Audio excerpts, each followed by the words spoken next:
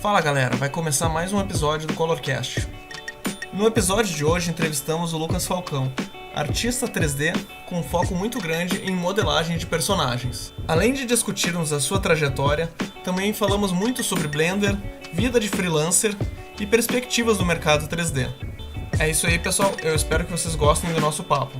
Como sempre, eu peço que vocês sigam o Design Culture nas suas redes sociais, YouTube, Instagram, Facebook, e também acessem os nossos posts pelo site.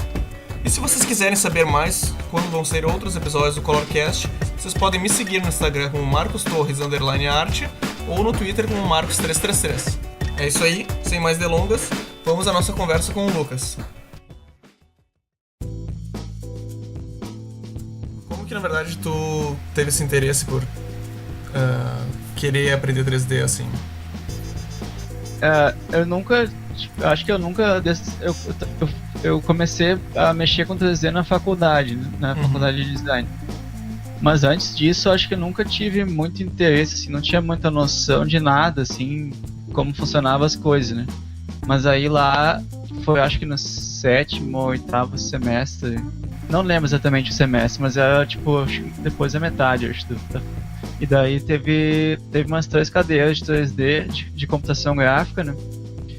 Que a gente aprendeu vários softwares, Photoshop e uns de vetor.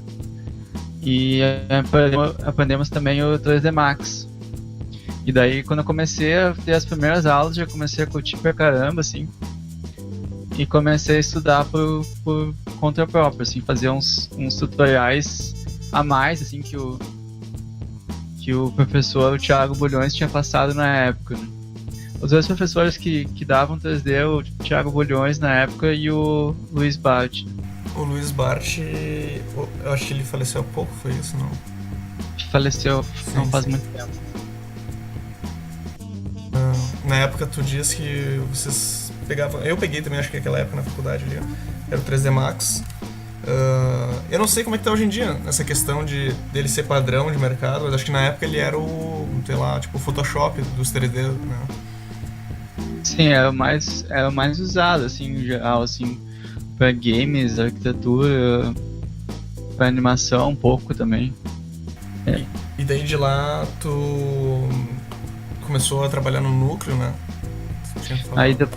Aí depois de lá, acho que foi depois que eu tive as 3 cadeiras mesmo, eu me inscrevi lá na provinha para entrar no núcleo 3D, né, que é um núcleo onde os alunos tinham uma simulação de um estúdio 3D, né, e a gente fazia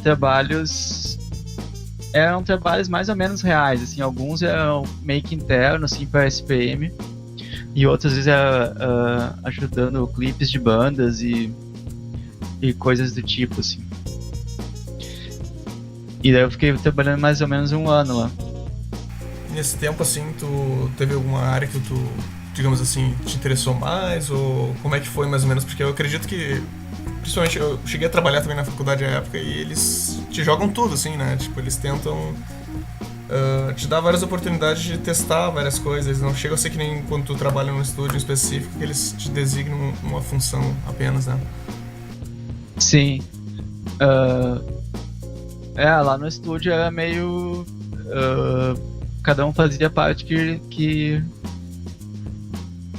acho que estava mais acostumado, assim. Daí no meu caso eu sempre fiz mais modelagem desde que eu comecei a ter as cadeiras ali. Nunca foi muito para animação nem rig. E daí eu fazia essa parte, tá? Fazia geralmente modelagem, textura e às vezes um pouco de materiais também. E daí eu era bem dividido, assim. Tipo, a galera tentava fazer o máximo que conseguia, claro, pra aprender lá na hora. Mas era bem dividido, assim. Tinha um pessoal mais da animação, rig. Mas no geral era mais experimentar, assim, testar um pouco de tudo. Daí, de lá, bom, esse foi teu, digamos assim, primeiro emprego. E de lá tu começou a trabalhar em estúdios, começou a trabalhar com freela, como é que foi mais ou menos? Aí depois de 1 ano trabalhando lá, o Thiago curtiu meu trabalho lá, eu acho. Provavelmente foi isso. E daí ele me chamou pra trabalhar no estúdio que ele já tinha. Acho que não tinha muito tempo ainda na época, uns 1 ou 2 anos talvez. E daí eu comecei, ele me convidou pra trabalhar na Napalm Studio, que era ele, o Thiago Bulhões, o André Souza e o Marcel Borges. Todo mundo era da SPM lá nesse estúdio. Daí eu entrei como estagiário, né? E daí eu fiquei um tempão trabalhando lá, não lembro exatamente quantos anos agora. E daí lá a gente fazia era meio de tudo assim também, que games, trabalho para arquitetura e animação também. Lá tu pegava, digamos assim, a tua proficiência, que era mais modelagem daí no caso? Sim, mais modelagem sempre lá. Continuei mais nessa parte ainda. Mas lá eu comecei a fazer um pouco mais de texturas e daí comecei a fazer mais, ter que fazer mapeamento também, que é o processo ali de planificar o 3D antes de fazer a textura, né? E de lá tu começou a pegar projetos de fora, assim, porque hoje em dia eu acredito que tu é freelancer, certo? Sim, hoje em dia eu trabalho como freelancer. Naquela época eu não pegava um pouco de freela, assim, mas bem pouco, assim. Se eu não me engano, eu fiz... Foi bem nessa época da Napalm ali. Eu tô vendo as datas aqui, que eu sou péssimo com datas, mas eu trabalhei na Napalm de 2008 a 2012. Bah, é bastante. E eu acho que foi nesse período aí que eu peguei... acho que foi 1 ou 2 anos que eu fiz meio seguido freelancer pra Neorama. A Neorama, acho que ela é uma empresa que ela é mais focada em arquitetura, né? Em arquivis, que eles chamam, né? Isso. É bem total arquitetura. E daí eu fazia uns mobiliários, fazia daí nesse freela pra eles, eu tinha que fazer a modelagem, texturização, materiais. Eles passavam uma ceninha pronta com uma iluminação, era só fazer essa parte mesmo.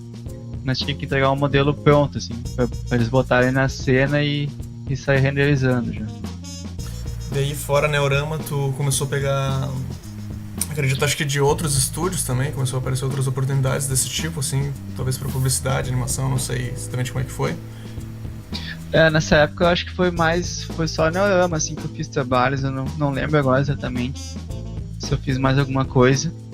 Depois, quando eu saí da Napalm Studio, eu recebi um convite de uns amigos da SPM também, que estavam dividindo uma sala com uma outra empresa, né? Que era uma empresa era uma pessoa só, na época RC11 que chamava, que é uma empresa do Ricardo Rocha. E daí ele estava procurando um funcionário, né? E daí meus amigos da SPM que estavam dividindo a sala me indicaram, assim. E daí eu fui lá conversar e daí no fim rolou. Eu curti o estilo de trabalho da empresa e decidi sair da Napalm e fui trabalhar lá com eles. Qual era o foco deles, assim, exatamente? Daí eu comecei a trabalhar praticamente só com publicidades. Com imagem, estilo, fazia bastante coisa para packshot, assim, de produto e rolava ilustração também em 3D. A gente chegou até a fazer uns testes, assim, de animação também, mas o trabalho mesmo não chegou a rolar. A gente fez um trabalho para um game, que eu não lembro o nome agora. E daí a gente fez tipo a animação de abertura do game. Mas é mais publicidade mesmo lá. Hoje em dia tem outro nome essa empresa? Porque realmente eu nunca tinha ouvido falar dessa do Ricardo Rocha. Foi meio que muitas empresas que se juntaram e se separaram seguido, assim. Mas quando eu fui pra lá era RC11 o nome da empresa.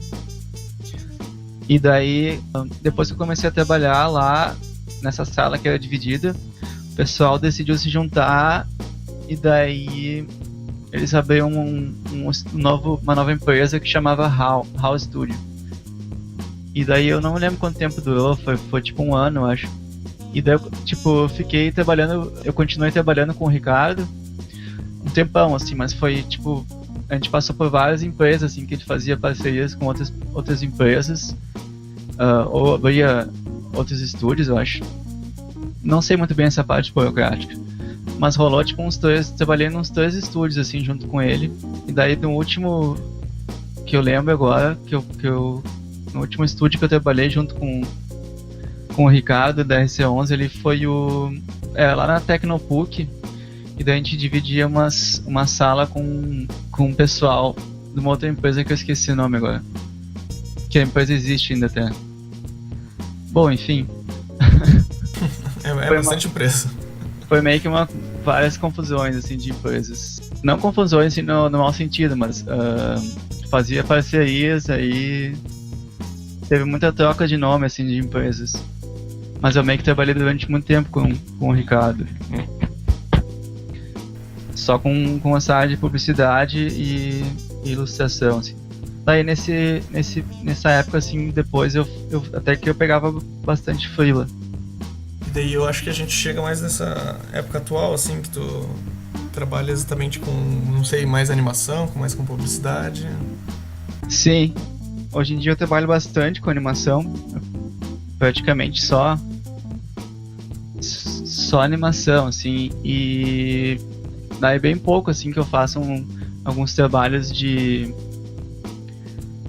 render de produto e umas coisas mais de publicidade, assim. É bem diferenciado, assim, as coisas que eu pego, como desde que eu comecei a trabalhar como freelancer, assim, é meio difícil de classificar. Eu notei que rola bem mais oportunidade, assim, de pegar trabalhos diferentes e tal. Eu esqueci de comentar também antes, mas hoje em dia, né, eu trabalho só com Blender, né? E daí foi na época da Napalm ali que o pessoal decidiu migrar do Max para algum outro software na época, né? Daí pesquisando eles curtiam o Blender na época, e daí a gente pegou um projeto, assim, meio que um projeto de animação, e a galera meio que decidiu mudar no meio do projeto, assim, tipo, fazendo o projeto ali. E daí, desde lá, eu continuei usando o Blender direto, assim, sempre, mesmo que o estúdio que eu trabalhava não usasse o Blender como software final, né? Isso é uma coisa até interessante que eu ia até te perguntar mais pra frente, até, mas é bom que tu entrou, porque, cara, eu já vi bastante teu nome, assim, na comunidade do Blender. Eu também comecei a me interessar mais a querer mexer em 3D de um tempo pra cá, e eu achei que era uma escolha mais acessível, né, eu acredito. E foi justamente assim, né, foi trabalhando que tu começou, e a partir daí tu quis manter essa posição, assim, de manter trabalhando com software livre, né? Sim, eu curti bastante, assim, logo que a gente mudou. Demorei um pouquinho ali, sei lá, uma semana, um pouco mais talvez, pra me habituar, assim. Mas daí depois eu achei muito melhor, assim, muito melhor que o Max, né? E daí segui estudando Blender e não cheguei a usar outros programas, assim, pra modelagem. Usei um pouco de ZBrush, assim, mas porque eu faço, o Blender resolve super bem tudo, assim, não precisa muito mais. Me diz uma coisa, assim, como é que é o teu envolvimento hoje em dia, assim, com essa comunidade? Porque eu vejo bastante que o Blender, ele depende muito da comunidade que está em volta dele, tanto na parte de testar novos complementos, quando sai uma nova versão, e criar também plugins e coisas que sejam mais acessíveis e consigam fazer coisas tão boas, na verdade, quanto os outros programas. Eu vejo também que tu tá desenvolvendo até tuas próprias ferramentas nesse sentido. Como é que tem sido isso? Ferramentas eu não tenho nada, assim.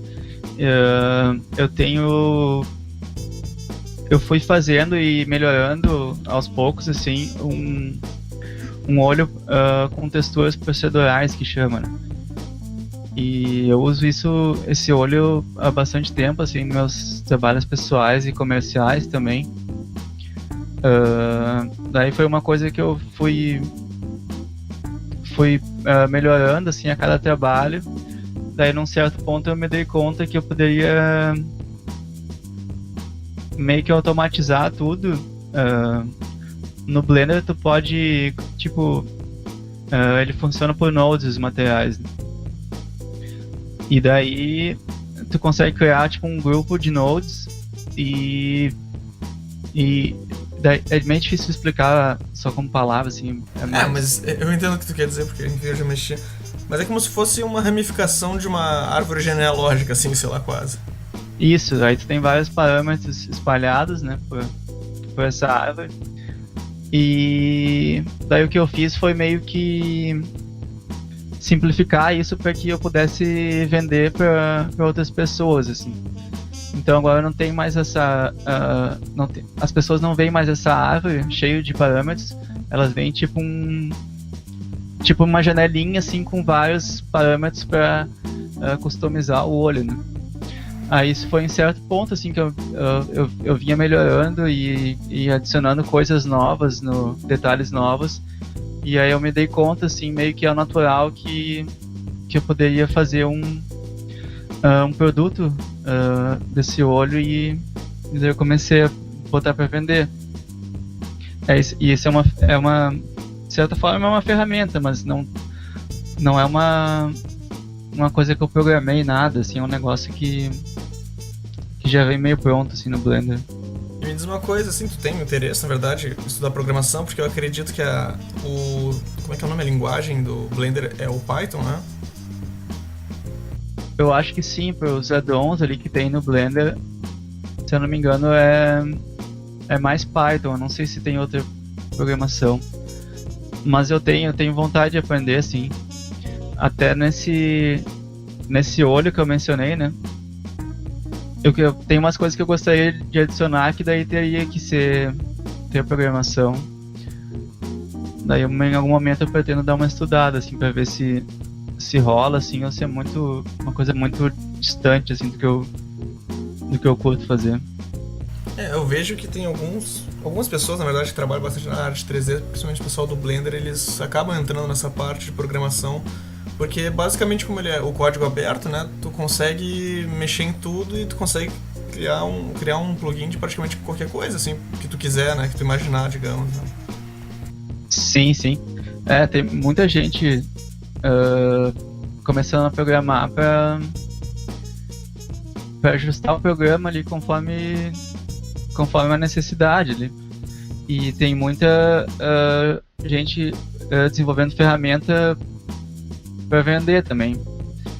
E é um negócio que tem crescido muito, assim. Tem um site que chama Blender Market, que depois que saiu esse site, assim, muita gente começou a fazer esse tipo de coisa, assim, desenvolver ferramentas, materiais, diversas coisas e bota para vender lá, né? E daí isso foi uma forma que a comunidade ali achou para ajudar melhorar ali o financiamento do Blender também. Esse site aí, o Blender Market, ele foi criado por um pessoal do CG Cookie, que chama, né? Um outro site de treinamentos. E daí no Blender Market ali tu pode botar diversas coisas para vender, tutorial, modelos 3D, add-ons. E daí tu seta ali se tu quer ou não doar uma porcentagem para Blender Foundation. Hoje em dia a fundação, pelo que eu li, a fundação do Blender, ela boa parte do dinheiro que eles ganham, assim, para poder cobrir o desenvolvimento vem de doações e dos filmes que eles produzem, né? Sim, tá bem ramificado, assim, a grana que eles arrecadam, assim. Que eu sei de cabeça agora, eles têm os filmes, que eu nem sei se eles arrecadam inicialmente uma grana, né, geralmente é um crowdfunding, né, e daí eles fazem algumas propostas ali de desenvolvimento e a galera doa, daí eles produzem o filme e desenvolvem o Blender.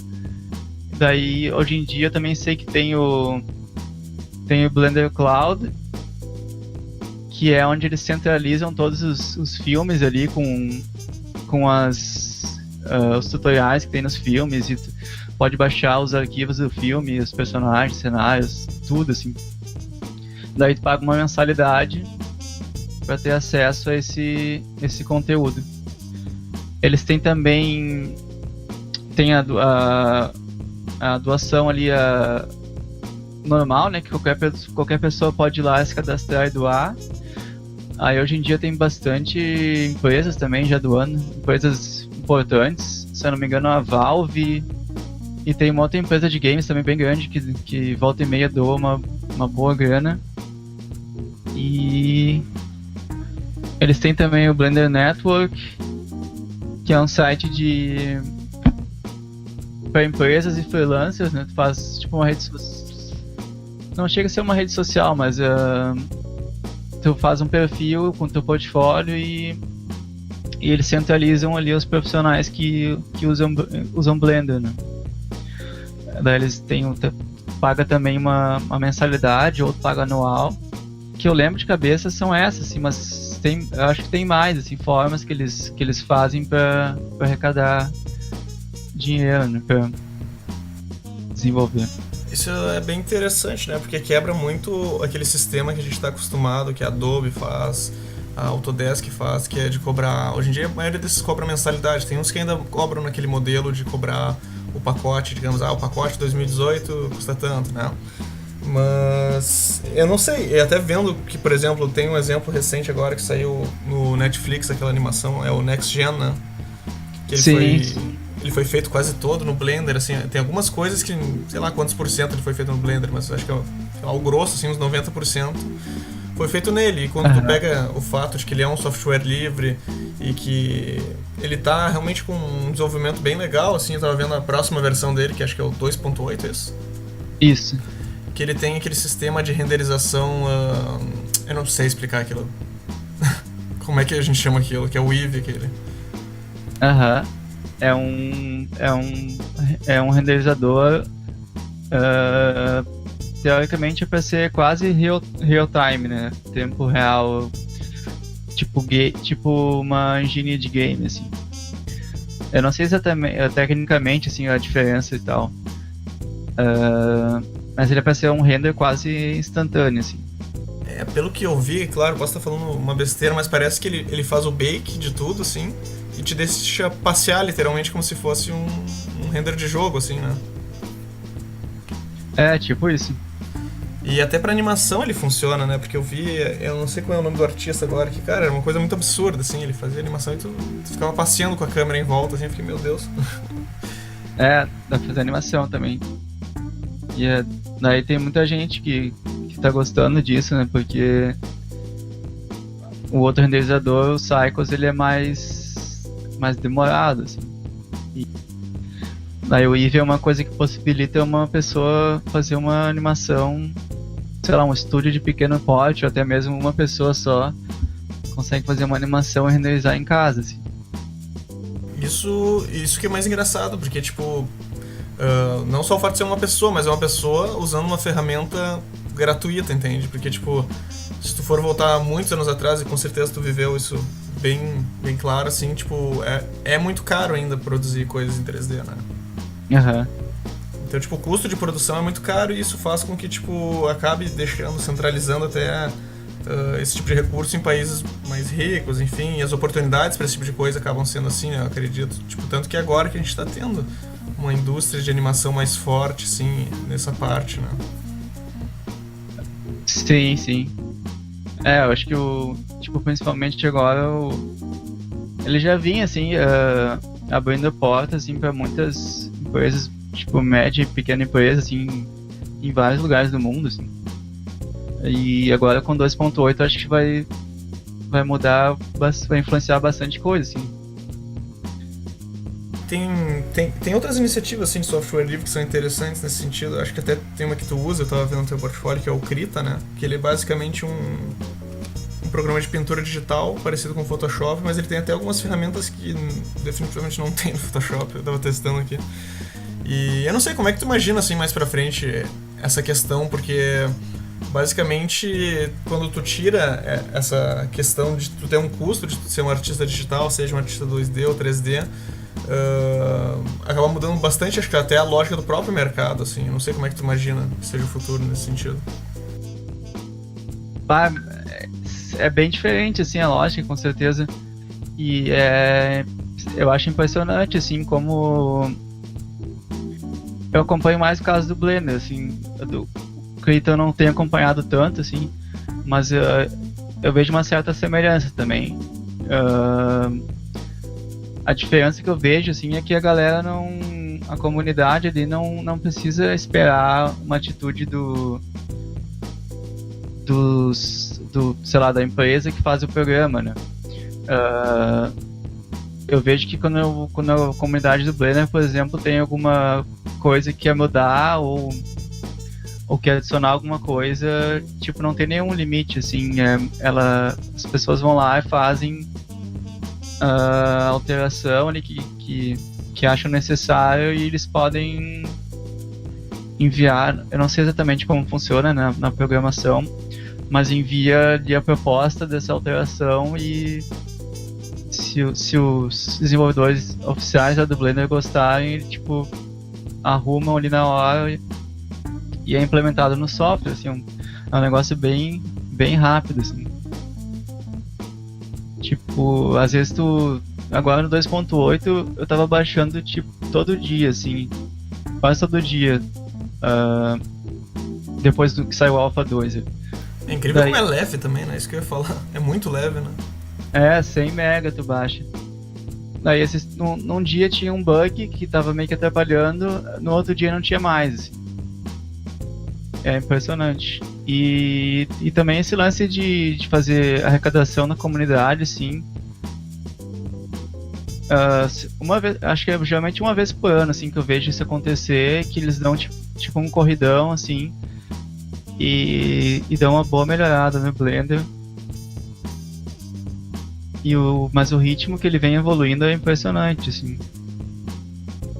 Tipo, eu tava vendo alguns canais até de YouTube que estão comparando algumas ferramentas, assim, e claro, ainda existem ferramentas pagas que elas acabam conseguindo ser bem específicas, digamos assim. Acho que tem o pessoal lá da Substance, que faz o Substance Painter, né, Substance Designer.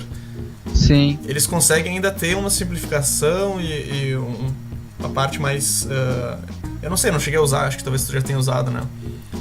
Eu ia comentar, mas me perdi até. Mas o Krita eu usei bem pouco, assim, pra fazer tipo textura, assim, né, pra ajudar ali na texturização. Daí logo em seguida eu comecei a usar, acho que eu usei o Krita em 1 ou 2 trabalhos, se eu não me engano, e daí eu comecei a usar o Substance Painter, que ele também ele é um software bem acessível, assim, ele é bem, bem barato, e aí tu paga uma vez e ganha atualizações durante um ano, mas tu pode continuar usando o software normal. Mas ele funciona, tipo, eu não entendo muito bem como ele funciona. Ele funciona pra textura procedurais, assim, que no Blender também tem, e pra texturas de UV, assim, né, de tu ter que pintar, certo? Sim, ele tem o Substance, que chama, né, a empresa ali, a Algorithmic, eles têm vários softwares, né. Aí tem uns que são de texturização procedural. O que eu uso é o Substance Painter, que daí é uma mistura dos dois, assim. Tu pode pintar livremente e tem algumas texturas procedurais ali, prontas. Eu acho ele bem parecido, assim, no sentido de organização, meio parecido com o Photoshop, assim. Tu cria camadas de layers de cor sólida, camadas com texturas, dá pra criar pastas, e é meio mágico o programa, assim, tipo, tu pode trabalhar, se teu computador não aguenta muito, assim, de processamento, tu pode trabalhar, por exemplo, em uma textura de 2048 E aí quando for exportar os mapas, tu pode exportar em 4.000 pixels, por exemplo. E ele faz um processamento e não perde muita qualidade, assim. Não perde nada, eu acho, na verdade. E também dá pra, tipo, mudar o mapeamento do... Começou a texturizar, pintou texturas e tal. Se tu tiver pintado tudo na 3D View ali do programa, ele guarda essas informações sei lá, das pinceladas, eu acho, não sei. E aí tu pode, sei lá, exportar um outro mapeamento e importar ali, que ele vai reconhecer o novo mapeamento e vai fazer uma projeção, uma reprojeção das texturas. É muito útil. Eu acho interessante isso que eu tava até retomando esse pensamento. Que, cara, eu vejo que, assim como a gente vê o Blender, ele, digamos assim, crescendo bastante e se tornando quase que um polvo, assim, que faz quase tudo, né? Tem até aquela questão do Grease Pencil, que é pra animação 2D, ele acaba sendo uma coisa bem absurda, assim, né? Tipo, acaba até pegando uma outra concorrência que não tinha nada a ver, que é o Toon Boom da vida, esses outros programas, né? Mas, ao mesmo tempo, tipo, eu acho que antigamente a gente tinha esses programas, né? Tipo, o 3D Max, o Maya, que eles eram meio que faz tudo, quer dizer, até hoje eles fazem tudo, né? E hoje eu vejo que tá sendo um pouco diferente nesse sentido. A galera muitas vezes pega, sei lá, o ZBrush pra modelar, daí pega o Substance, que nem tu falou, pra fazer textura, daí, tipo, depois joga no Maya pra fazer a animação, sabe? Eu não sei, tu imagina que no futuro vai ter um programa só ou vai ficar essa fragmentação, assim, talvez? Eu já vi, eu não lembro quem, mas é algum artista bem importante falando que o futuro é o Houdini, que é um software meio que também faz muitas tarefas, assim. Mas eu, sinceramente, eu não sei dizer, assim. O ZBrush, ele é muito importante ainda, tipo, ele consegue chegar em níveis de detalhamento, assim, que não tem como, assim, fazer em outros programas, assim. É meio... Para algumas coisas, tipo cinema, assim, ele é muito importante ainda. O 3D Max e o Maya, eu acho que os estúdios continuam usando mais porque já usam há anos, assim. Mas eles não, tipo, não... No meu conhecimento, assim, que eu sei, por exemplo, que o Blender tem de ferramentas é bem próximo, assim. Tipo, tirando algumas ferramentas específicas de, sei lá, pra fazer fogo, fumaça, assim. Mas o básico ali da pipeline, assim, pipeline não, das tarefas ali, tipo modelagem, texturização, UVs, animação, rig, tudo tá bem próximo, assim, pelo que eu vejo, assim, o Blender de outros softwares pagos, sabe? Mas eu, sinceramente, não sei qual é o futuro, assim, se vai ser cada vez mais, tipo, ter softwares que fazem tudo, assim. Eu usando o Blender, eu acho isso muito bom, assim. E, cara, até tu falou essa coisa do tipo... tu estava falando a especificidade de cada programa. Eu fico pensando até na galera que está começando agora. O que tu diz, assim, na verdade, tipo, pro cara? Porque muitas vezes, que nem tu falou, tem muito estúdio que ainda usa Maya, usa 3D Max. Eu acho que até aqui no Brasil bastante isso. O que tu indicaria, assim, pra galera que está começando, assim... O que ela deveria estudar, assim, para conseguir ter uma vaga no mercado, ou pelo menos trabalhar como freelancer? Sim. Eu sempre digo para estudarem os fundamentos, assim.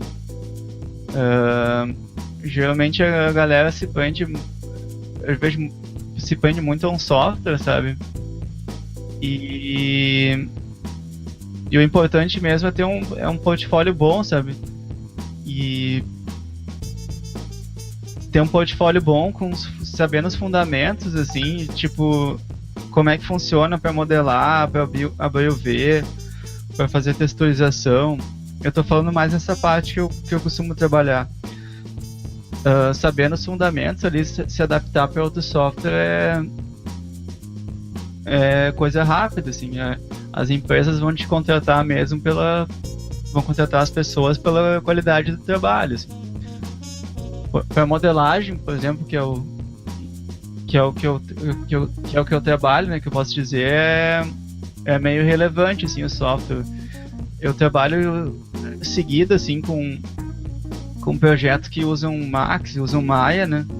E aí costumo fazer a modelagem no Blender e exportar, sabe? E não tem galho nenhum. Pelo menos com o pessoal que eu trabalho, assim, é bem tranquilo. Então, pelo menos para essa primeira etapa de modelagem, UVs e texturas, é bem tranquilo usar o software que a pessoa mais gostasse. Mas o que eu digo é o que eu falei no início ali, tipo, tem que saber os fundamentos muito bem, seja para outras áreas também, animação, é o que vai ser o diferencial, né? Eu confesso assim, que eu não sei de cabeça quais são os fundamentos do 3D, se tu quiser repassar, assim, só pra quem estiver ouvindo. Fundamentos que eu digo é saber o básico, assim, de teoria, assim. Tipo, saber como é que funciona um polígono, saber como fazer um mapeamento, como subdividir, trabalhar com subdivisão, saber a parte de anatomia, formas, sei lá, no caso da iluminação, entender de luz e sombra, coisas até mais um pouco mais de artísticas, assim, né? Eu acredito que como character, uma das coisas mais difíceis quando tu recebe geralmente o conceito dos personagens é tu conseguir manter aquela expressividade muitas vezes, né? Isso também é um fundamento, saber interpretar ali o desenho que foi enviado, sabe, a referência, porque, tipo, como eu falei, eles tendo um bom trabalho, assim, tu faz um bom trabalho, pode ser no software que menos pessoas usam, assim.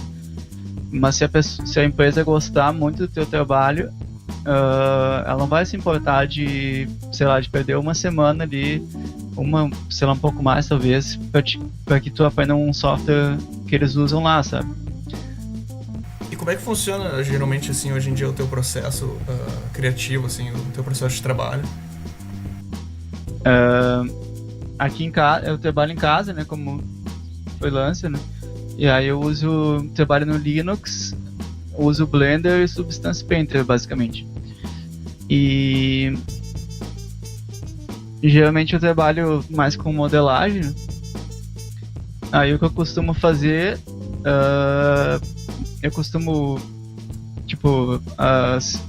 faço ali o primeiro esboço do concept, mais marcando proporções, assim, por exemplo, num personagem.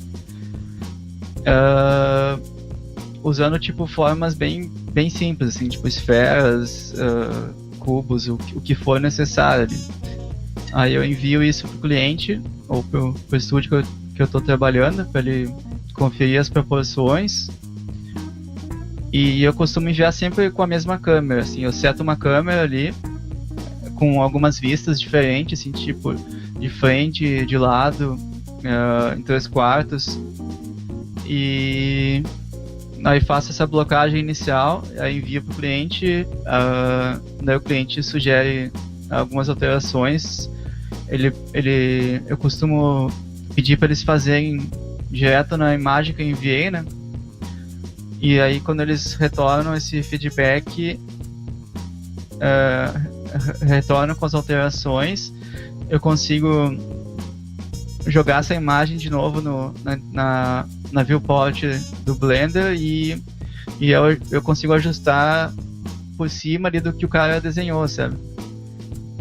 Eu tenho feito isso há algum tempo já e fica bem mais fácil de se entender, assim, no que a pessoa quer, né, de alteração. Aí quando eu recebo essa blocagem com formas bem simples, assim, é mais para checar silhueta e proporção. Aí eu junto tudo isso numa coisa só e começo a detalhar, né? Aí detalho o máximo que eu consigo, o máximo mais próximo da referência, e aí faço a mesma coisa, assim, eu tô com aquela câmera setada que eu mencionei, envio pro cliente, e aí ele vai fazendo vai fazendo sugestões. Aí fico nesse vai e vem, assim, até ele aprovar o esboço inicial, né, que é um tipo uma escultura digital, né? E aí depois que ele aprova eu faço a retopologia, que é para fazer a modelagem para animação mesmo. Eu ia te perguntar uma coisa até de retopologia, assim. Hoje em dia, eu acredito que é uma das etapas mais... o pessoal menos gosta, talvez, né? Porque acaba sendo uma parte de ter que ajustar uma coisa que tu já fez, basicamente, certo? Para poder ficar com um número de polígonos correto, ajustado, né? Existe uma maneira mais fácil, assim? Não sei, porque eu tenho visto muita gente tentar inventar várias ferramentas para conseguir transformar isso num processo mais automatizado, né? Sim. Eu acho que no futuro assim, vai ter alguma ferramenta mais automatizada, assim. Eu conheço uma só que é bem automatizado, mas eu não sei se funciona para... Se é um personagem muito diferenciado, assim, se vai funcionar mesmo, assim. Mas é um programa que, digamos, tu marca alguns pontos sei lá, nos olhos, no nariz, na boca, e ele meio que faz uma... E daí, digamos, tem uma outra malha com uma topologia, com uma malha pronta para animação, né? Sei lá, de um rosto humano, assim, por exemplo. Aí, se, por exemplo, tu fez a escultura de um rosto diferente, assim, para um outro personagem, e esse programa, tu marca esses pontos e ele vai projetar essa malha boa já, né, que tu teria feito antes, nessa nova modelagem. Eu nunca testei, mas pelos vídeos parece que funciona muito bem, assim. Eu posso passar o nome do programa depois, que eu não lembro agora de cabeça. Mas eu quando faço a minha retopologia, eu uso um add-on pro Blender que chama RetopoFlow. É um processo bem manual ainda, mas ele facilita muito, assim. Basicamente, tu vai desenhando linhas de polígonos e aí tu tem controle dessas linhas como se fossem um vetor, assim. Daí ele vai... o processo dele basicamente tu marca ali as principais estruturas do personagem e aí nesse mesmo add-on tu consegue sei lá, preencher grandes áreas com uma das ferramentas que tem dentro ali e tal. E passando a retopologia, eu acabei cortando ali aquela parte do teu processo, só pra tu dar uma continuidade, assim. Oi? Eu acabei cortando aquela hora fazendo aquele comentário. Eu queria só que tu desse uma continuidade da parte do teu processo, assim. Sim. Mas geralmente eu faço a retopologia, daí eu faço as UVs, que é um mapeamento, né, antes de fazer a textura. Daí eu começo a fazer a textura. Isso quando eu faço um trabalho da modelagem ao render, por exemplo. Daí faço as texturas, iluminação, materiais, mas não é tão... Depois desse ponto, assim, pelo menos pra mim, depois que eu termino a modelagem, por exemplo, não é tão linear, assim, eu não vou indo cada etapa e finalizo, sabe? É um vai e volta, assim, de cada etapa ali. Até porque tudo pode ser, como eu vou dizer, alterado, assim, o 3D possibilita essa coisa de tu poder trabalhar essas áreas em separado, né? Sim. Mas aí quando eu faço trabalhos para comerciais, por exemplo, com animação, eu faço esse mesmo processo que eu falei, né, de modelagem. Daí faço as UVs e daí eu faço os blend shapes, os blend shapes são tipo umas pré-expressões prontas que o cara do rig vai usar para fazer o rig e depois para ser animado. Daí eu faço até essa etapa e exporto tudo para uma outra pessoa continuar. Eu acho interessante tu falar isso porque eu fico imaginando que algumas coisas com o tempo, que nem eu falei da questão da retopologia, elas vão ser automatizadas, assim. Tu tinha falado mais antes da nossa conversa aqui sobre o Houdini, e outro dia eu tava vendo um vídeo que ele consegue criar certas modelagens proceduralmente, principalmente que ele é um programa que trabalha muito com partículas, né? Uhum. E eu fico até imaginando isso, e também lembrando de uma outra coisa agora, que eu tava dando uma pesquisada outro dia e eu vi que realmente o número de 3D scans, assim, de bancos de... principalmente para essa parte mais realista, assim, aumentou absurdamente. Então hoje em dia eu realmente te pergunto qual é a finalidade de tu ser um modelador realista, assim, quando tu pode usar muita coisa escaneada, assim, nesse sentido. Bah, eu confesso que eu nunca li muito assim nessa área, mas eu imagino que se tu faz se tu faz um realismo só por realismo, assim, não que tu vai perder não que as pessoas vão perder o emprego, mas elas vão ter que se ajustar, assim, porque essa área, principalmente, eu acho que a tendência é facilitar cada vez mais, assim, na área de scan ali, né? Eu acho que hoje em dia ainda não é um processo muito automatizado ainda, parece ser, mas ainda dá muito trabalho para fazer. Mas eu acho que ainda envolve muito trabalho manual e artístico, assim, principalmente. Coisas mais estilizadas, tu diz assim? Às vezes é levemente estilizado. Eu não sei que nível de realismo tu menciona. Não, eu digo, por exemplo, eu vejo que às vezes eles pegam muito assets, assim, do tipo, caixa, árvore, pedra, sabe? Tipo, cara, Sim. não tem porquê tu botar, às vezes, um cara pra ficar fazendo certos tipos de prop, como a gente chama, né?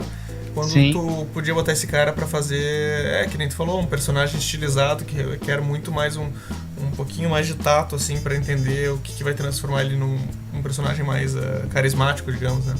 Sim, sim. Com certeza.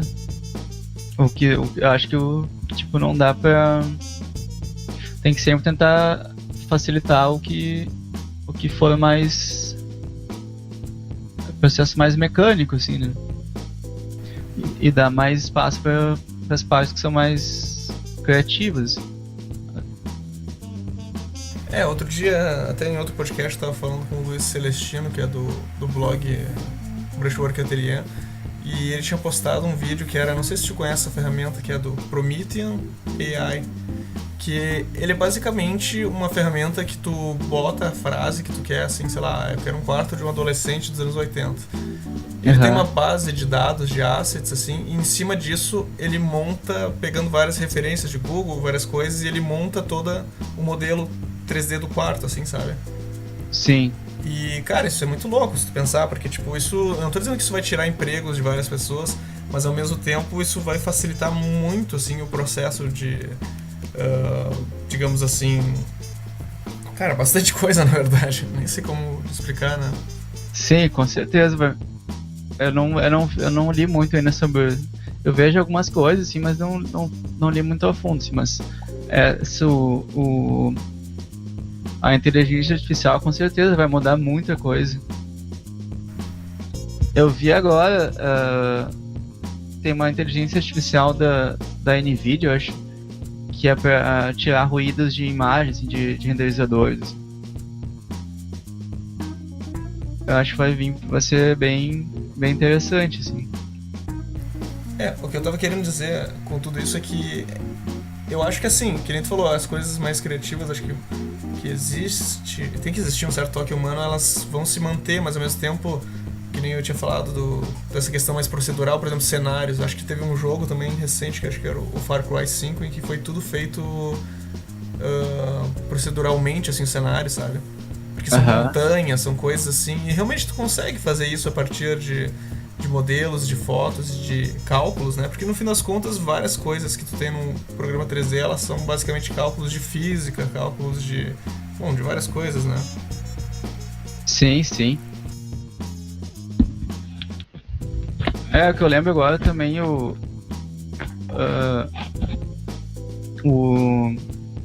Avatar, o filme, né? eles também, eu não sei se foi aí, acho que foi, deve ter sido a inteligência artificial também, mas toda a floresta ali, os negócios, eu tinha lido em algum lugar que foi, ela era tipo no programa meio baseado na realidade, assim, tipo, onde batia mais sol teria mais vegetação, a vegetação se desenvolveria mais. Eu não lembro onde é que eu li exatamente, mas rolou alguma coisa assim. Isso é muito doido, né? Porque na verdade as pessoas vão começar a criar cada vez mais simulações tridimensionais e... realmente não sei onde é que isso vai parar, assim, porque hoje em dia tu já tem, por exemplo, em jogos, tu tem muitos jogos de mundo aberto, né? Então isso com certeza deve facilitar muito a galera que...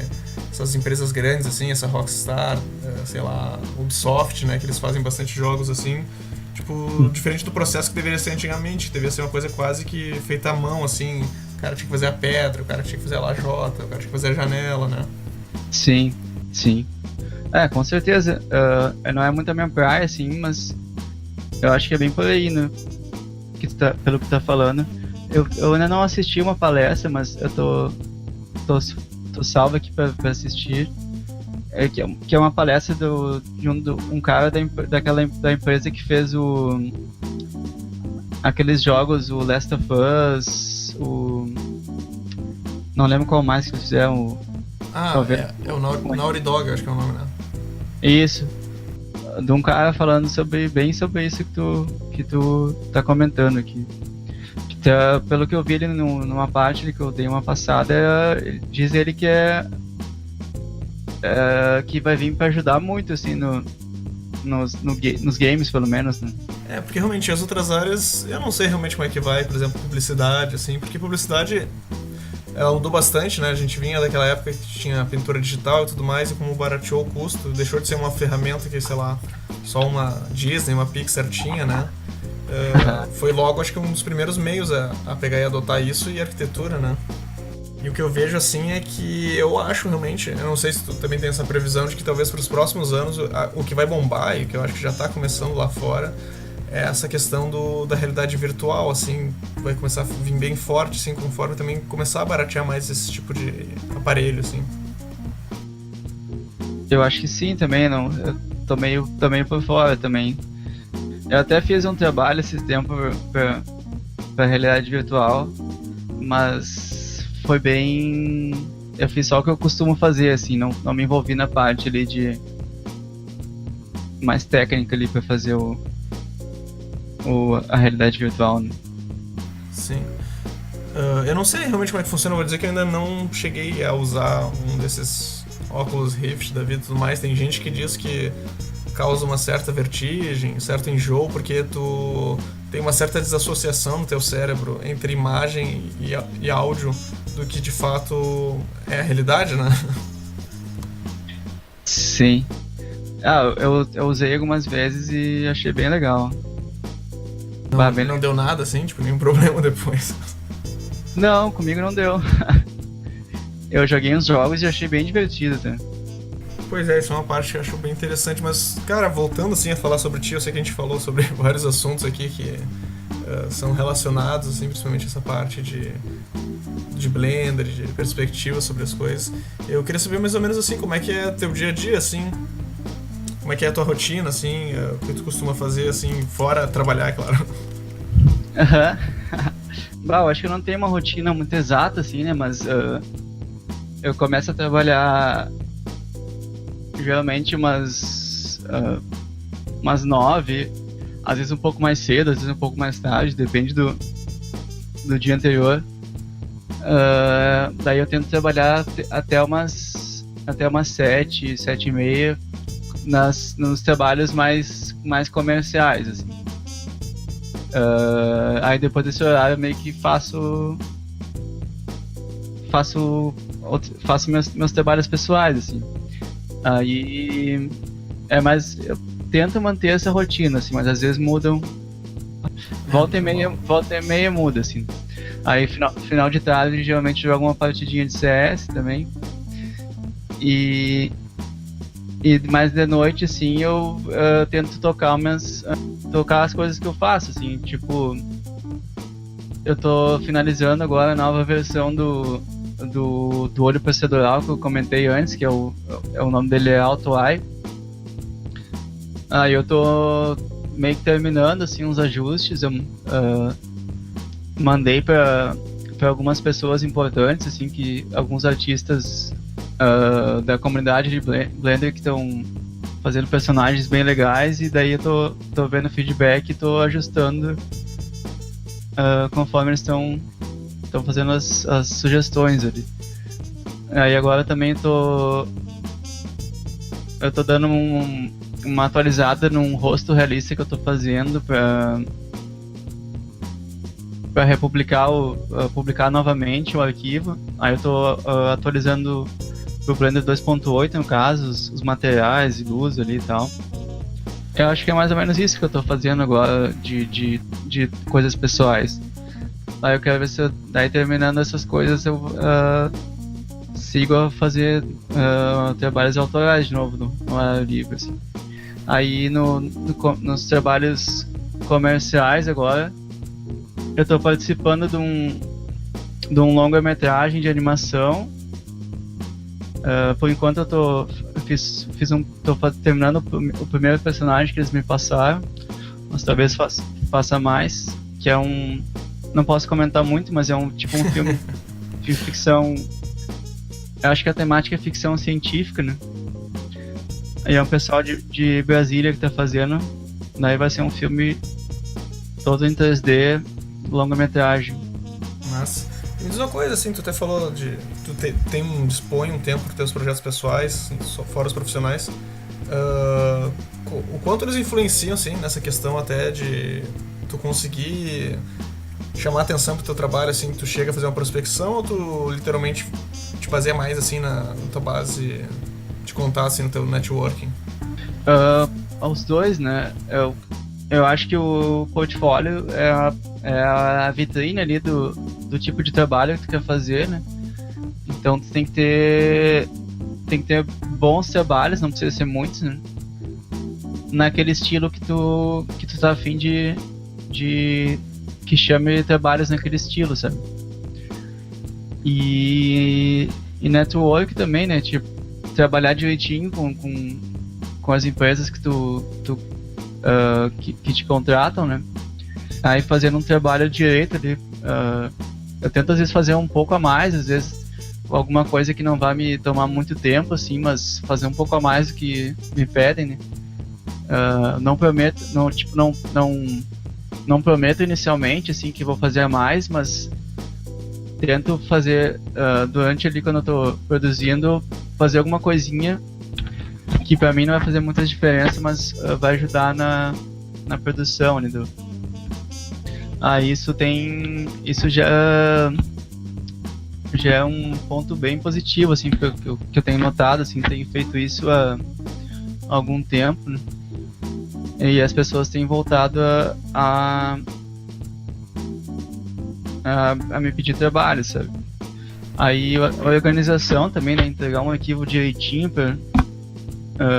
organizado para a pessoa, né? Tipo, no meu caso, eu trabalhando com um personagem, modelagem de personagem, né? Ter o personagem no centro da cena, com todas as objetos, as partes do personagem nomeadas, né? Não tá tipo uma escala. Sempre checar a escala enviar, tipo, antes de finalizar o personagem, enviando a modelagem como tá ali para acertar a escala, né? Pode acontecer de fazer um personagem muito pequeno para a cena que a pessoa tá trabalhando, ou ao contrário, muito grande para esse tipo de coisa, assim. Eu acho que um ponto que tu falou aí que foi bem legal é mostrar que tu realmente tá afim de fazer a coisa, né? De que tu não tá só, sei lá, fazendo um serviço, tipo, tu não é um encanador que tá só lá indo trocar o cano, sabe? Tipo, tu realmente mostrar que tu gosta de fazer isso, né? Acho que essa parte que tu falou de fazer a mais é muito uma questão de demonstrar pra pessoa, porque realmente tu vai querer trabalhar com um cara que tá afim de estar ali fazendo, não um cara que só foi ali porque, sabe, tipo, chamaram ele. Sim, sim. O que eu faço a mais é geralmente alguma coisa que pra mim não vai fazer muita diferença, sabe? Não vai me dar muito trabalho sabe? Mas pra pessoa que tá me contratando, ele vai ser uma coisa boa, assim, sabe? Um exemplo disso que eu costumo fazer, quando eu tô modelando um personagem, eu vou aplicando materiais com cores, né, pra pessoa ir visualizando melhor, né, como é que tá ficando, do que ter só um material cinza, né. E daí, como geralmente eu faço a modelagem, faço as UVs, às vezes eu ofereço pergunto se a pessoa não quer que eu gere um mapa de cor da textura, né, porque eu já tô com as UVs prontas e com as cores setadas, né. No Blender eu consigo facilmente gerar uma textura dessas cores e a pessoa tem uma base para texturizar, sabe? E é tipo apertar um botão, assim. É fácil assim mesmo? Porque eu realmente nunca... É o IDMap que eles chamam, né? É um mapa de cor, assim, com cores sólidas. Sim, que ele separa as texturas por cor. Fica tipo um palhaço, assim, né? Pode ser também essa, Sim. mas a que eu faço é meio que... Seria, por exemplo, numa pintura, as primeiras cores ali, tipo a blocagem das cores. Aí, digamos, tem uma camisa, sei lá, uma camisa vermelha, uma bermuda azul, sabe, sem nenhum detalhe, assim, é mais... E organização, né? Ninguém quer trabalhar com uma pessoa que entrega um arquivo bagunçado, sabe, que vai ter que perder tempo pra reorganizar o arquivo da pessoa, sabe? Com certeza. E eu até queria perguntar nesse sentido, assim, pra ti, o que tu considera, assim, um ponto mais positivo e o ponto mais negativo, assim, da profissão? Eu ia comentar também, esqueci, mas acho que tem a ver com isso, né? Pode falar. Nesse a mais que eu falei, né, tem que cuidar também pra não... não é pra fazer muito a mais do que foi pedido, sabe? Esse é uma coisa que tem que cuidar às vezes, né? Porque... é uma coisa meio abstrata às vezes, né? Subjetiva, assim, algumas questões, assim, tipo o detalhamento do personagem. Assim, às vezes tu pega um concept e não tem, tipo, tu tem que interpretar e modelar, sabe? E não tem muito ali um nível exato de detalhe que tem que fazer, sabe? Aí às vezes rola da pessoa começar a pedir um pouco a mais do que foi combinado, sabe? E aí tem que dar um toque, assim, um toque com educação ali, claro, tipo, é sempre importante daí tu combinar no início do trabalho exatamente o que tu vai fazer, sabe? Daí quando tu vê que a pessoa tá pedindo a mais, né, às vezes certamente nem é por mal, né, mas por querer fazer um trabalho mais rico, né? Aí a pessoa acaba se empolgando e pedindo a mais. Aí quando tem isso tudo combinado por e-mail, por exemplo, antes de começar, né? Tranquilamente você pode pegar e falar pra pessoa, não, a gente combinou até isso, sabe? E daí a pessoa vai se lembrar do que foi combinado e vai querer te pagar mais, ou vai, tipo... não, então tá bom, vamos parar por aqui. É importante sempre, quer dizer, eu acho pelo menos sempre importante ter um contrato, assim, ou pelo menos ter algum tipo de acordo entre as partes para saber os limites, nesse sentido, até limites de alteração e prazos, né, também é muito bom. Sim, sim, é bem importante para uma pessoa trabalhando como freelancer ter no início do trabalho combinar tudo, assim. Quando que vai ser o pagamento, até onde o trabalho vai ir, sabe, em termos de detalhamento e tal. Combinar tudo o que for possível. Eu não costumo fazer contrato. Geralmente, às vezes, as empresas me enviam um contrato, mas eu registro tudo por e-mail. Sim, realmente tem um registro que a gente falou, pra depois tu poder argumentar, é meio que fundamental, né? Mas isso que tava perguntando dos pontos negativos da profissão, né? Isso, eu tinha perguntado pra ti o que tu acha que é o ponto mais positivo e qual é o que tu acha que é o ponto mais negativo, assim, se tu fosse colocar. um ponto que é positivo e negativo ao mesmo tempo, é que geralmente as pessoas que trabalham nessa área, elas gostam muito do que fazem, e aí acabam, às vezes, tipo, trabalhando mais do que deveria, sabe? Não dá um descanso e tal. Acho que principalmente no início, assim, que se tem uma vontade mais... quer evoluir muito rápido, sabe? Essa é uma coisa que eu acho que tem que cuidar bastante. Um ponto negativo, assim, que tu acha que é foda, assim, complicado. Tô pensando aqui. Não tem, enfim. Não, com certeza tem. Bom, eu trabalhei geralmente eu trabalhei muito em empresas pequenas, né? E era um pessoal bem tranquilo de trabalhar. Então eu nunca tive muitos problemas, assim. Agora, como freelancer, uma coisa que eu acho que tem que cuidar é meio que da pessoa fazer coisas, dar o tempo do trabalho às vezes, dar uma volta na rua,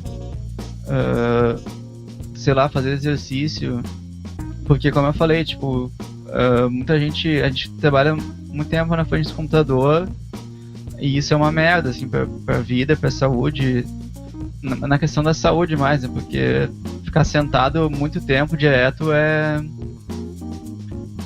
uma merda pro corpo, assim, no geral. A gente meio que não foi feito pra ficar sentado, né? A gente foi feito pra caminhar e ficar à luz do dia, o que acontece totalmente contrário hoje em dia, né? Aham.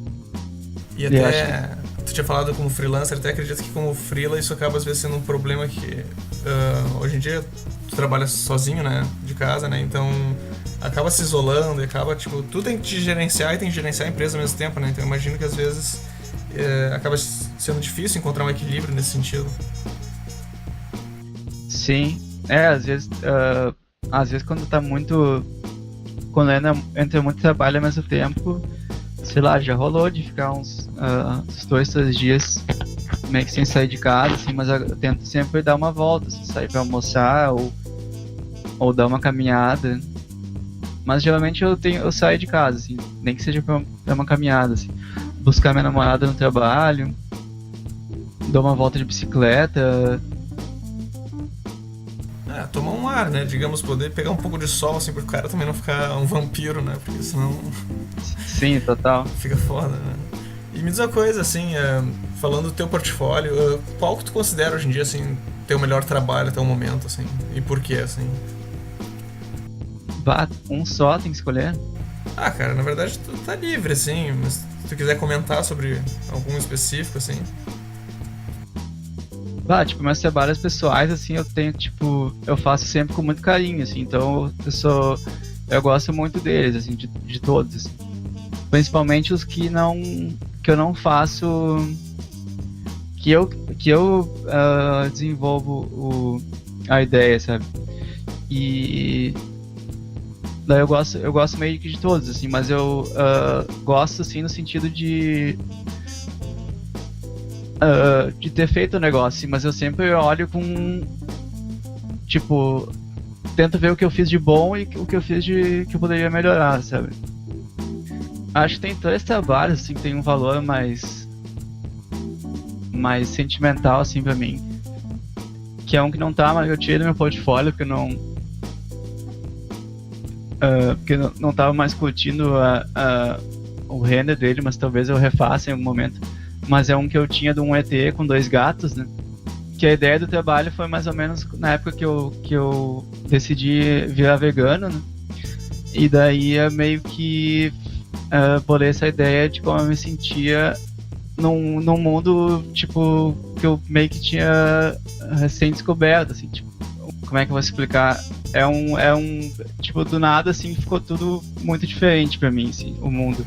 Eu ia até te perguntar, tu é bastante, digamos assim, defensor, no caso, do veganismo. Como é que aconteceu, assim, essa mudança pra ti?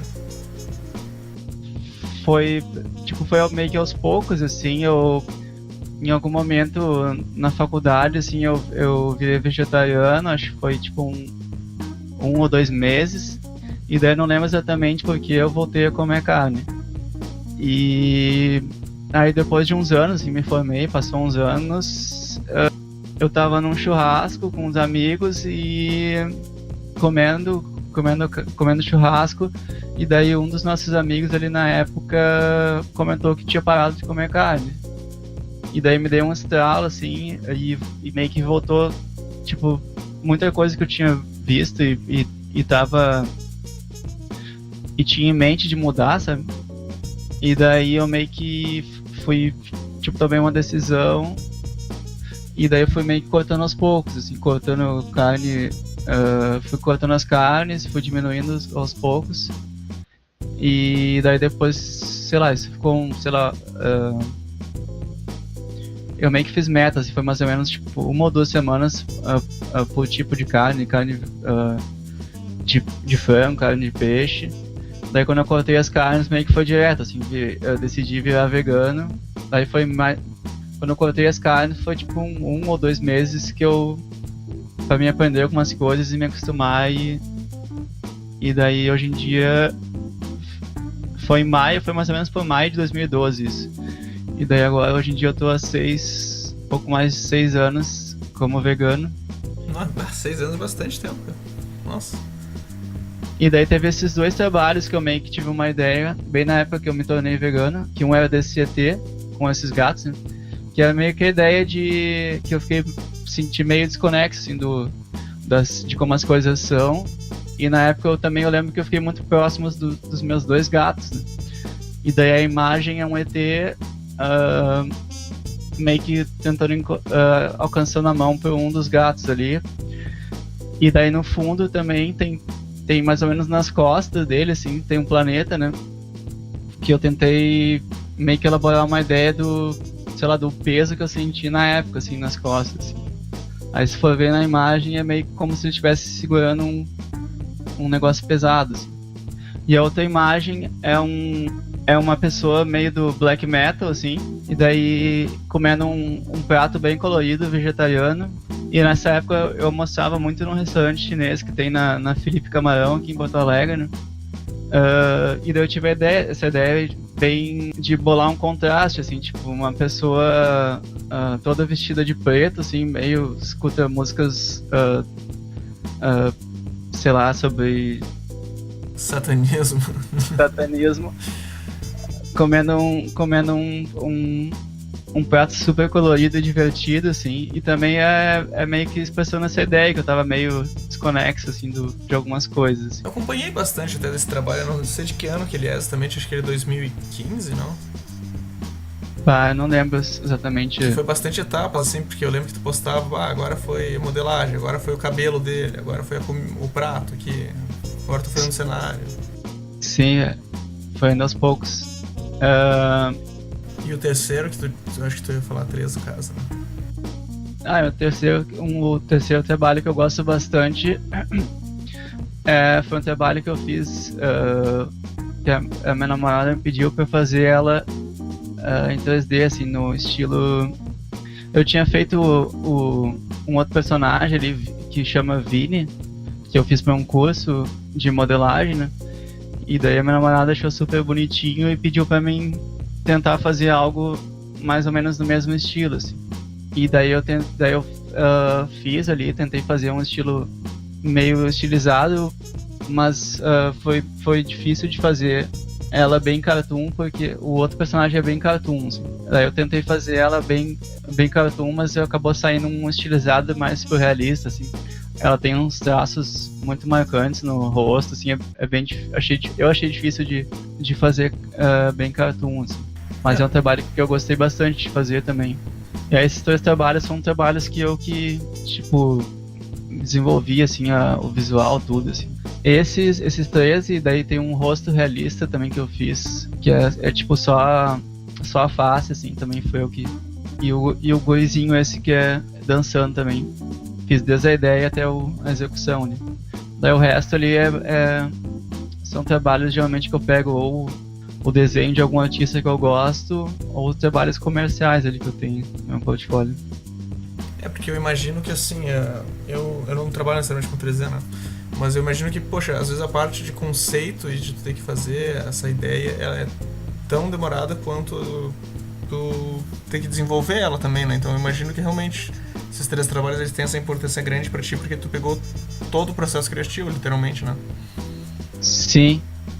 E com certeza, tipo, quando eu vou fazer um trabalho inteiro, assim, desde da concepção, eu demoro muito mais. Daí agora, sei lá, da metade do ano pra cá, tiraram baixado um pouco, assim, algum ritmo de, um pouco, os trabalhos estavam entrando. Daí eu peguei um trabalho, eu tenho, tipo, no ArtStation ali, tento mais dar likes em trabalhos que eu possivelmente tenho vontade de fazer, sabe? Daí eu peguei um que eu tava horas pra fazer, daí, tipo, é bem mais rápido pra mim fazer quando eu pego um conceito pronto. E daí já é uma coisa que é importante estar sempre produzindo, né? Como freelancer, produzindo algo, assim. Eu confesso que eu acho que eu produzo meio pouco, assim, gostaria de produzir bem mais. Mas é que eu acho que também, como tu acaba tendo uma demanda de trabalhos comerciais que não necessariamente tu... não vou dizer que tu não gosta do projeto final, mas tu acha que eles não combinam tanto com o portfólio que tu quer mostrar pros tipos de projetos que tu quer pegar, né? Isso ocupa tempo igual, né? Daí muitas vezes fica parecendo que o cara não tá fazendo nada, ou que o cara, sabe, tipo, parou de atualizar, né? Com certeza tem isso também. E, cara, até depois acho que a gente vai botar no post esses trabalhos ali pra o pessoal dar uma olhada daí. Fica mais visual, né? Porque só a gente falando assim fica muito no imaginário, né? O cara fica imaginando, né? Poxa. E, cara, eu queria fazer um bate-bola bem rápido aqui contigo. Pode ser? Pode ser. Vamos lá então. Sou péssimo nessas coisas. Mas vamos lá, acho que tu consegue. Quer dizer, todo mundo conseguiu até agora, então. Vamos lá. Um filme.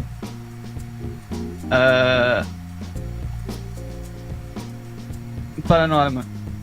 Massa, muito bom. Paranorma foi feito foi feito com modelos, acho que ele não foi necessariamente com 3D, né? Ele foi com Claymation, né? Que eles chamam. Stop motion. Mas é muito absurdo aquilo, cara, porque eu lembro que a primeira vez que eu vi o Paranorma, eu fiquei olhando muito tempo pensando, mas isso não pode ser massinha, sabe?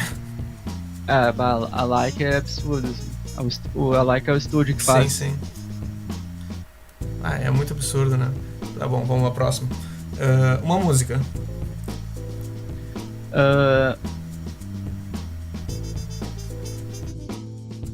Essa é que todo mundo trava. Muito difícil. Vou falar uma, tipo... Putz, muito difícil uma música só. O que tu tem curtido mais, assim, ultimamente, assim, se fosse pegar uma, assim? Eu ia falar isso. Eu recentemente fui no show da banda Warpaint. Daí eu gosto muito do som delas ali. Sei lá, pode ser Keep It Healthy. Mas me diz agora então um lugar, assim, Lucas.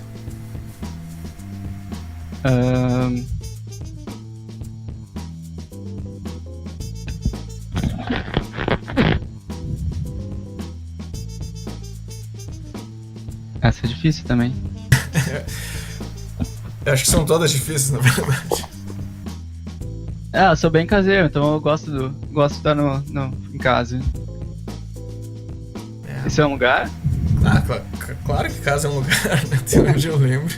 Se tu puder estar nele, não deixa de ser um lugar, cara. Pode ser até no semáforo, se tu quiser. Mas massa, boa resposta, cara. Me diz uma cor, assim. Roxo. Uma comida.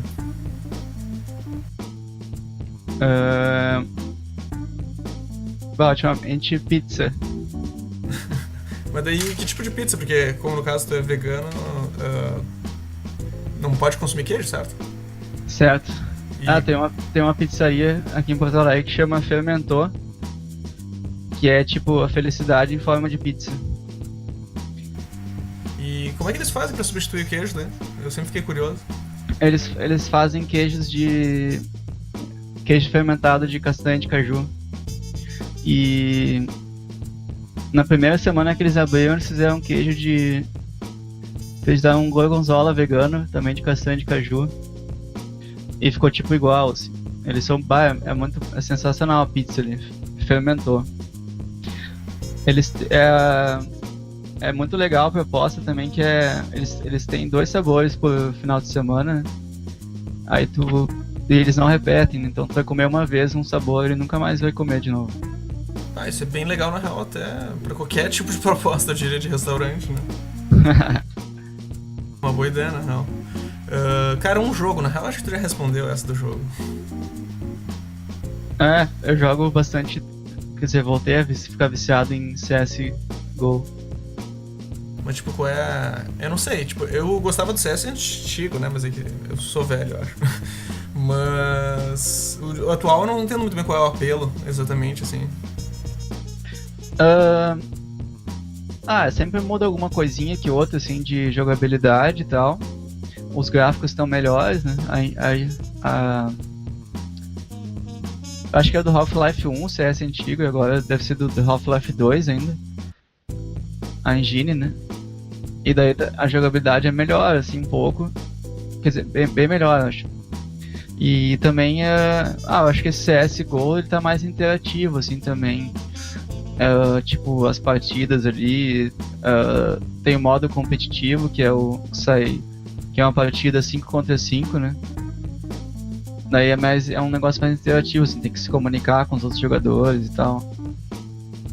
Acho que hoje em dia, na real, esses jogos, assim, eu nunca fui muito jogar, na real, esses online, assim, mas eu vejo que o lance é realmente ter essa interatividade entre os, sei lá, os competidores, né? Tanto esses Dota, esses LoL, Overwatch também, que é um shooter, né? Tipo, eu vejo que a galera tem muito essa coisa de formar equipes e tal, tanto que eles fazem os campeonatos, sai até, acho que no ESPN, outro dia tava passando, eu acho. Aham. Acho que é o lance, assim, até pro futuro, né? O esportes depende muito disso, na real, né? Sim, o negócio tá... tipo... Rola muita grana, assim, o negócio tá explodindo, assim. Quer dizer, já tava há muito tempo, acho. Pra mim ainda é meio surreal tu imaginar que um cara... Sei lá, que o cara ganha vida jogando CS ou que o cara ganha vida jogando Dota, sabe? Tipo, é doido, assim. É o que eu não acompanho muito, mas eu acho que tá há algum tempo já, assim. E, cara... Mas tem gente que diz que muita gente diz que não é um esporte, é meio que uma polêmica, assim. É que assim, eu acho que é a mesma discussão, uma vez eu tava falando isso comigo, mas é a mesma discussão de tu falar que xadrez é esporte, porque, tipo... O que determina ser esporte? Uma atividade competitiva, mas uma atividade competitiva pode ser uma atividade competitiva mental, não necessariamente ela tem que ser física, assim, sabe? Envolvendo músculos, né? Sim. Coordenação também em alguns jogos, mas tipo, nem do... Não sei muito bem qual é a polêmica exatamente. Cara, e pra finalizar o bate-bola, uma pessoa.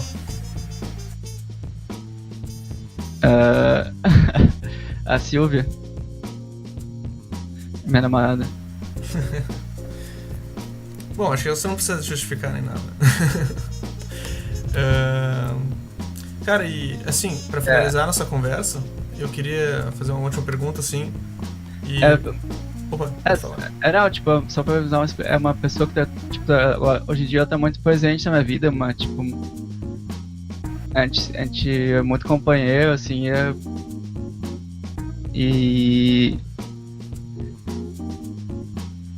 tipo, é uma pessoa importantíssima na minha vida no momento. Eu acho interessante, até, não sei se é uma teoria que eu tô criando aqui, ok?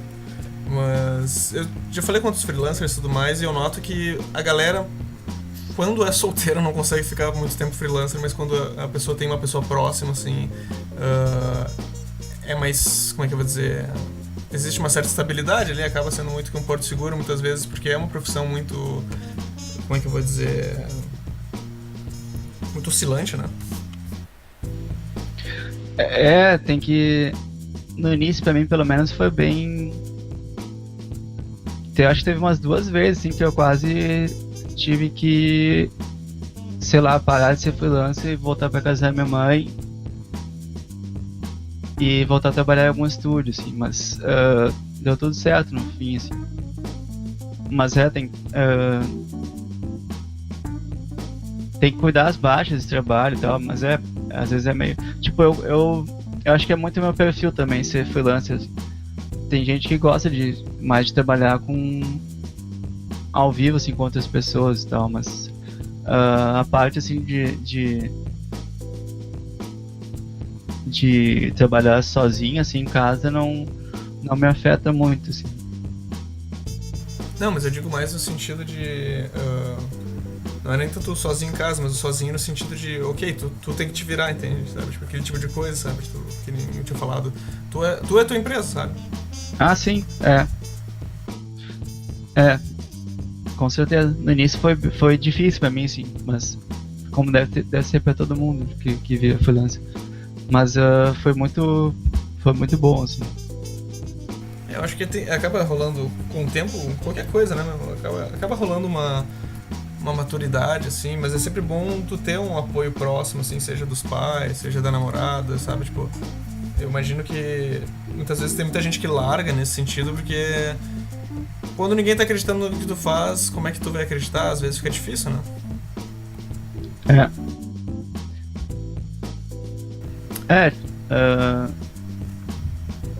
Tu diz a questão de não entendi muito bem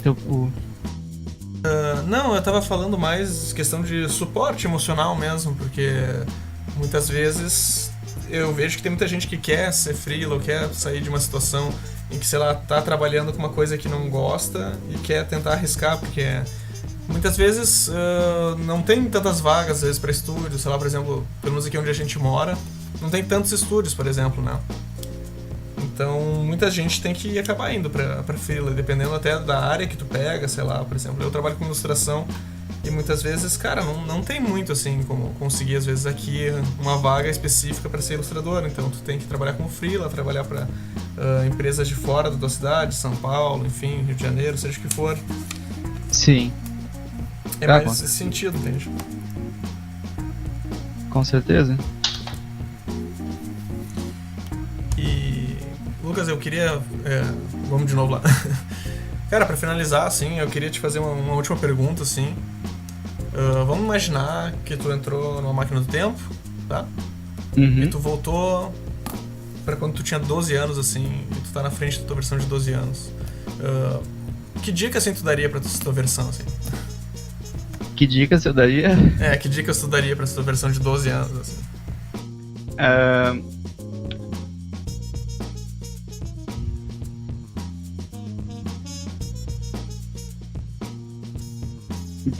É bem difícil, sim.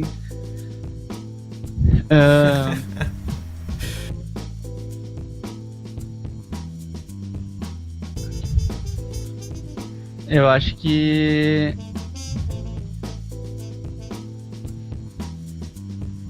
putz, muito difícil. Muitas coisas para serem ditas. Eu sei, mas se tivesse talvez uma principal, assim, que tu acha que teria facilitado a tua jornada, ou que talvez, tipo, é uma coisa que tu aprendeu talvez da maneira mais difícil, não sei. Como tu quiser. Sim.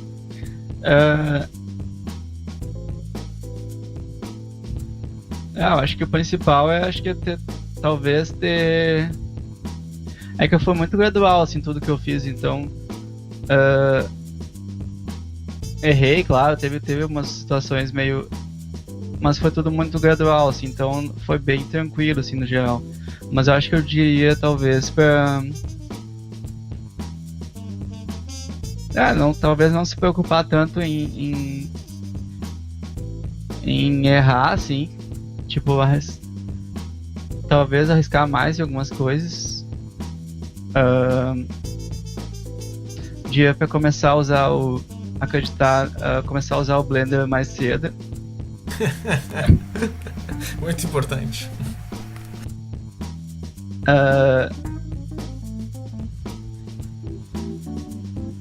Mas no resto eu acho que eu aproveitei bem, assim, tipo... Sem arrependimentos, digamos. Não é uma questão de arrependimento, eu digo, mas é mais uma questão do tipo... Sim. Aquela coisa do tipo, sei lá, talvez um dia tu vai ser pai e tu vai dizer pro teu filho, bah, filho, isso e aquilo, sabe? Aham. Talvez ter estudado mais no colégio, não que isso faça muita diferença, mas. Não fez, na real.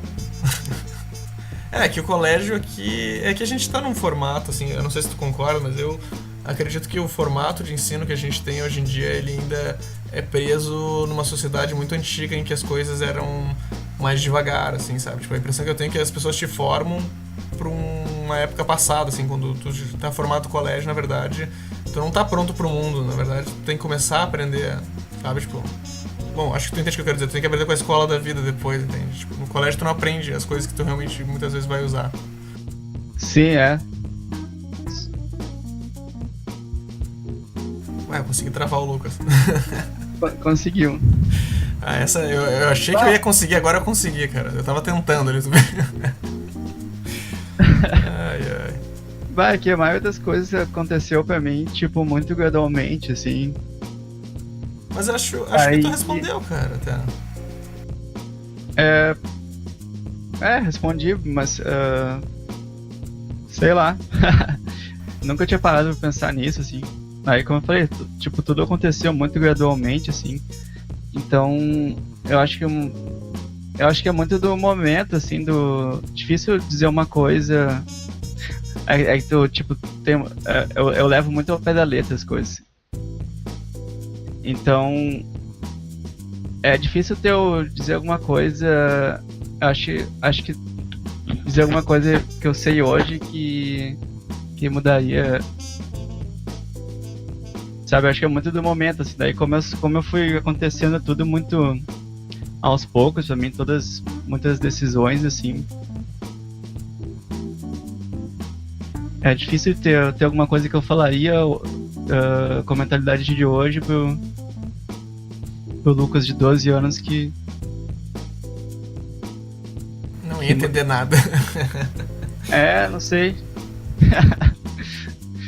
Bah, é que eu levo muito ao pé da letra esse tipo de brincadeira, assim, daí a minha namorada brinca comigo também que eu tenho dificuldades de entender certas metáforas também. Tá, então vamos tentar uma coisa diferente, assim, até. Eu acho que não olhando pra trás, mas vamos pensar olhando pra frente, assim. Qual é o teu objetivo, assim, a longo prazo, assim, na profissão, assim? Na profissão,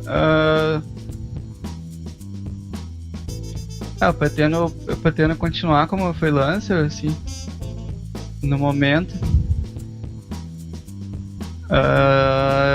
A longo prazo, sei lá, tipo, é meio que curto prazo isso, mas acho que eu não costumo pensar a longo prazo, mas, por exemplo, ano que vem eu penso em tentar não, é a longo prazo isso, sim. Tipo, uma meta que eu tenho é tentar desenvolver mais material que me torne mais independente, assim, financeiramente e para tomar decisões mais, tipo, fazer mais as coisas que eu gosto, sabe? Daí, por exemplo, ano que vem eu tenho uma ideia de fazer mais cursos de 2D, sabe?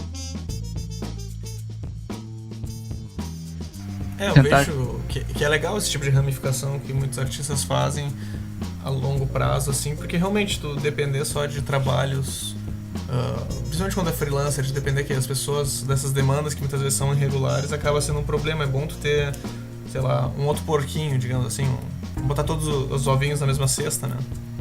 Aham. Tipo, é muito importante ter uma renda passiva, né?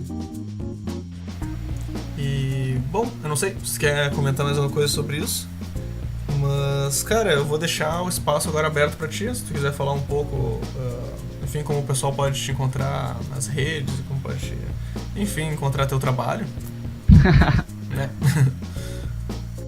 Acho que eu tô em todas as redes sociais. Geralmente é Lucas Falcão ou Lucas Falcão 86. Mas aí eu tô, sei lá, Facebook, Instagram, Twitter, ArtStation. É facinho de achar, né? Lucas Falcão, acho que não tem muitos, né?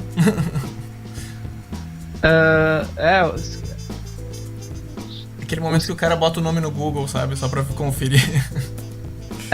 Quando tem Lucas Falcão 86 é porque tinha um Lucas Falcão já.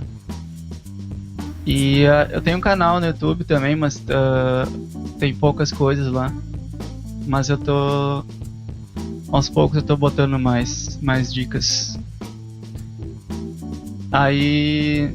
eu sou bem interativo no Facebook, eu acho. Respondo bem rápido ali.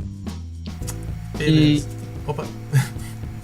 Mas eu acho que eu posto igual, assim, quando eu tenho trabalhos novos. Acho que eu posto mais no Twitter e no Facebook, assim, novidades. Eu acho que é isso.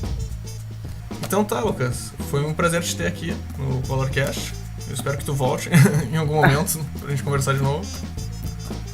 Só chamar. Muito obrigado pelo convite. E acho que é isso aí. Até mais. Valeu, Marcos. Pô, valeu, Lucas. Um grande abraço pra ti, então. Um grande abraço.